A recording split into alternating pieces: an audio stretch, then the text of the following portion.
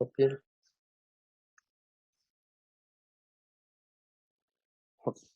तो ये जो सब्जेक्ट है वो 4 यूनिट में डिवाइड किया गया। Contract act 1872 30%, contract act 1872 25%, special contract उसका भी 25%, और लास्ट वाला इंटेलेक्चुअल प्रॉपर्टी राइट उसका 20% वेटेज है। अब एक कॉन्ट्रैक्ट एक्ट में हमें सब बातें समझ में आएगी कि भाई कहाँ से कॉन्ट्रैक्ट स्टार्ट हुआ है, कॉन्ट्रैक्ट एक्ट की क्यों जरूरत पड़ी, ये नहीं होता और नहीं रखेंगे कॉन्ट्रैक्ट एक्ट है ना, उसके रूल्स तो क्या हो सकता है, वो बात हम यहाँ पे समझेंगे। तो जस्ट उसकी एक डेफिनेशन भी है जो मैं आपको देने चाहूंगा कि भाई क्या डेफिनेशन है। तो ऐसे एग्रीमेंट जिसको हम कायदे द्वारा प्रस्तावित कर सकते हैं, which is unenforceable by law, those agreement which are unenforceable by law, जिसको हम कायदा से उसे इम्प्लीमेंट करवा सकते हैं, तो उसे कॉन्ट्रैक्ट कहते हैं, है ना। वो सब डिटेल में हम समझेंगे चैप्टर्स में, जब जाएंगे सब डिटेल में समझेंगे। यहाँ पे जब मैं ब्रीफ आइडिया आपको देता हूँ, तो कॉन्ट्रैक्ट है क्या, दूसरे और 3 चैप्टर्स यहाँ कॉन्ट्रैक्ट एक्ट में सेकंड यूनिट में इंक्लूड होते हैं। खास प्रकार के कॉन्ट्रैक्ट इसका भी 25% है, और एक चैप्टर लास्ट में है इंटेलेक्चुअल प्रॉपर्टी राइट, उसका 20% वेटेज बताया गया है। तो दर एक यूनिट वाइज चैप्टर्स मैंने डिवाइड कर दिए बताए हैं। तो law of contract, contract it's meaning and types, उसके अलग अलग जो कॉन्ट्रैक्ट के प्रकार निकल के आते हैं उसको हम समझेंगे। कॉन्ट्रैक्ट किसे कहते हैं उसको हम समझेंगे। प्रपोजल एंड एक्सेप्टेंस, है ना, ये पे प्रपोजल तो कोई भी रख सकता है और सामने वाला एक्सेप्ट करे भी और ना भी करे, है ना। कई दफा होता है ना कि भाई सामने वाले ने कुछ किसी से कहा, यानी किसी से कहना, किसी को देना, लिख के देना, लिखित में राइटिंग में देना, तो वो एक बंदा दूसरे बंदे को प्रपोजल देता है। अब हो सकता है कि सामने वाला उस बंदे की ओरल प्रपोजल हो या राइटिंग में कुछ प्रपोजल हो, या यानी जो कागज में लिख के एक व्यक्ति दूसरे व्यक्ति को देता है वो भी प्रपोजल है। अदरवाइज एक व्यक्ति ओरली सामने वाले को कुछ कहता है, बताता है, वो भी तो प्रपोजल ही है।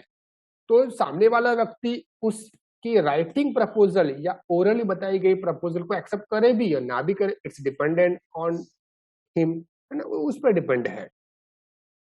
तो प्रपोजल एंड एक्सेप्टेंस वो हम बिजनेस टर्म में समझेंगे, जनरल टर्म्स में भी समझेंगे। जो जस्ट बात कर रहा हूँ जनरल टर्म्स में है ना, तो उसके रिलेटेड अलग अलग एग्जाम से हम समझेंगे किसे प्रपोजल कहते हैं, एक्सेप्टेंस कहते हैं, कंसिडरेशन, है ना।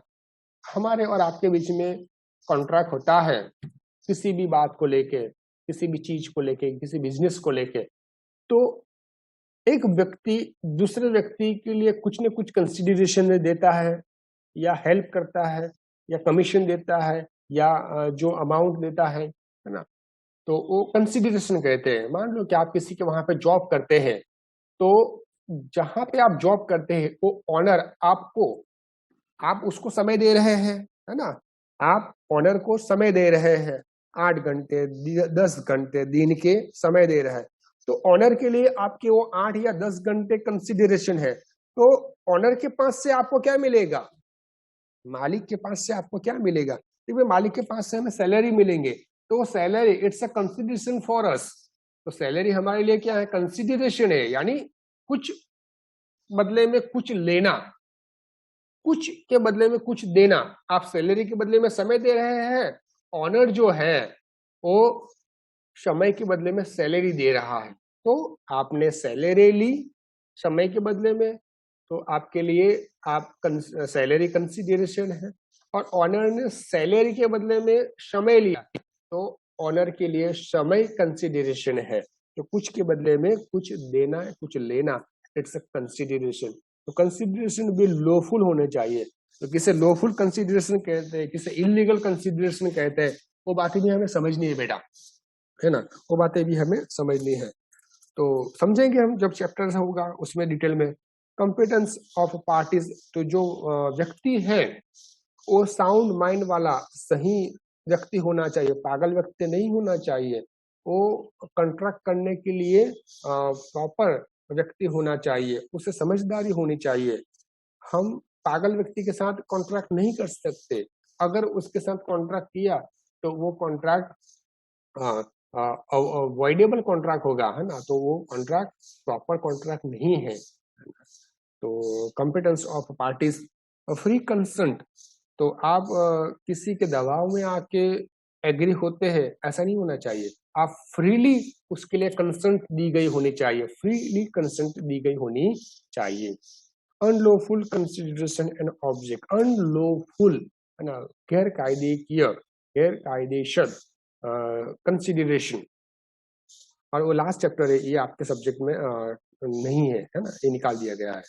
ओके, सेकंड यूनिट में और 3 चैप्टर है, परफॉर्मेंस ऑफ कॉन्ट्रैक्ट, किस तरीके से perform, discharge of contract, contract discharge करना, damages for breach of contract, अगर कॉन्ट्रैक्ट को ब्रीच कर दिया जाता है यानी खारिज कर दिया जाता है तो उसके लिए क्या नुकसान भरपाई हो सकती है, मांग सकते हैं, लिया जा सकती है, तो damages for breach of contract.